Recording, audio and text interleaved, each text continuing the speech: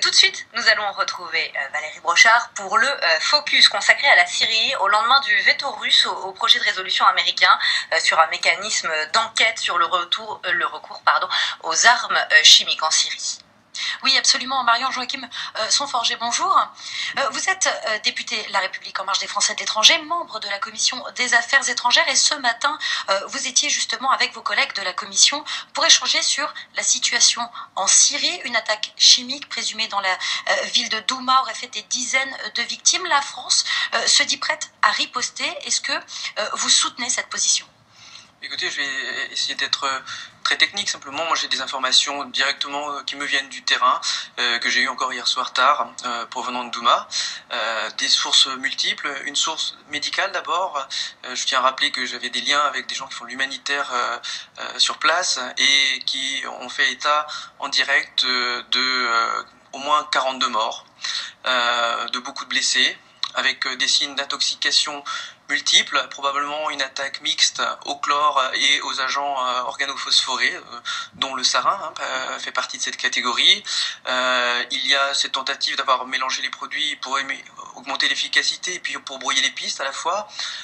Certains diraient pourquoi cela est arrivé. Bien simplement, il faut comprendre que dans la Ghouta orientale, la plupart des combattants se sont rendus. Ceux qui étaient proches des réseaux ex-Al-Nosra sont partis vers Idlib avec leurs familles, ou d'autres personnes sont déjà dans cette région avec cette mouvance qui est la plus forte là-bas.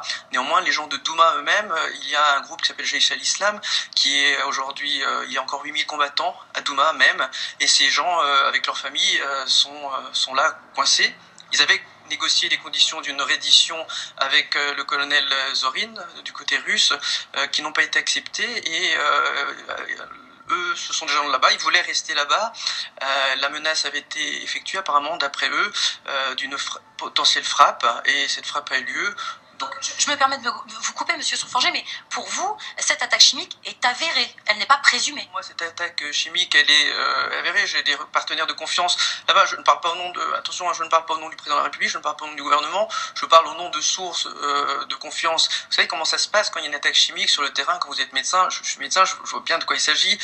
Vous faites confiance aux symptômes des gens. Vous ne faites pas des dosages sanguins urinaires pour voir s'ils étaient attestés 3 mois après. Vous devez réagir dans l'urgence.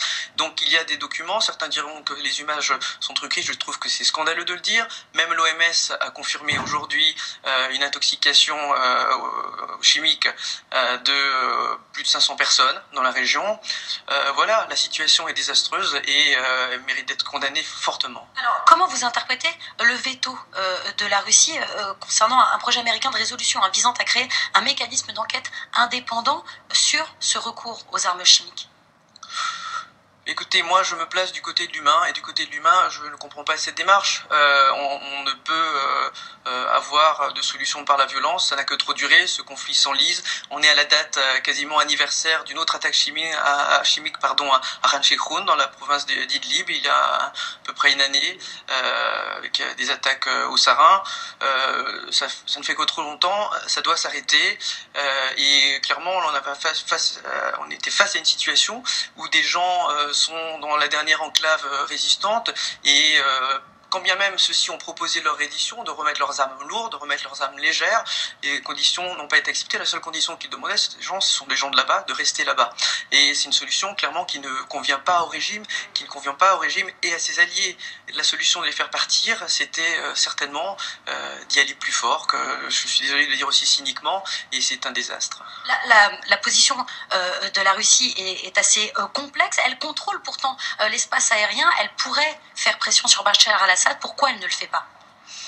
Écoutez, certains disent qu'il y aurait eu un deal entre les Turcs et les Russes, entre Efrin versus la Ghouta orientale.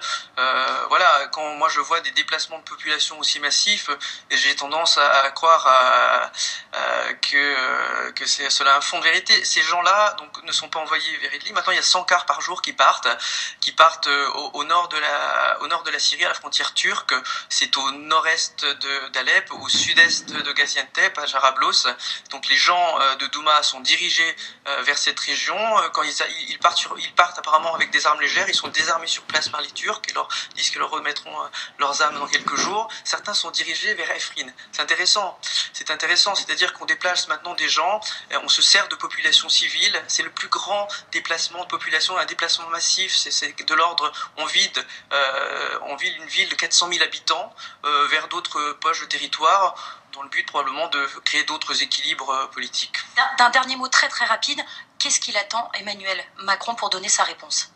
Écoutez, il faut avoir une réponse mesurée en tant que chef d'État. Je crois on n'agit pas seul, on agit dans une concertation. 2, il faut agir de manière intelligente pour que les résultats soient là. Maintenant, la situation reste complexe en Syrie. Il y a aussi toujours des gens dans cette région, des gens qui vont pas se déplacer en une journée. Il faudra encore quelques jours pour que ces gens fuient. Malheureusement, il ne leur reste qu'une solution, c'est la fuite vers les territoires où ils sont dirigés au nord du pays. Et je pense qu'il faudra en effet prendre la mesure de ce dépassement très net d'une ligne rouge, et ça n'a que trop duré. Merci beaucoup, Monsieur Sonforger.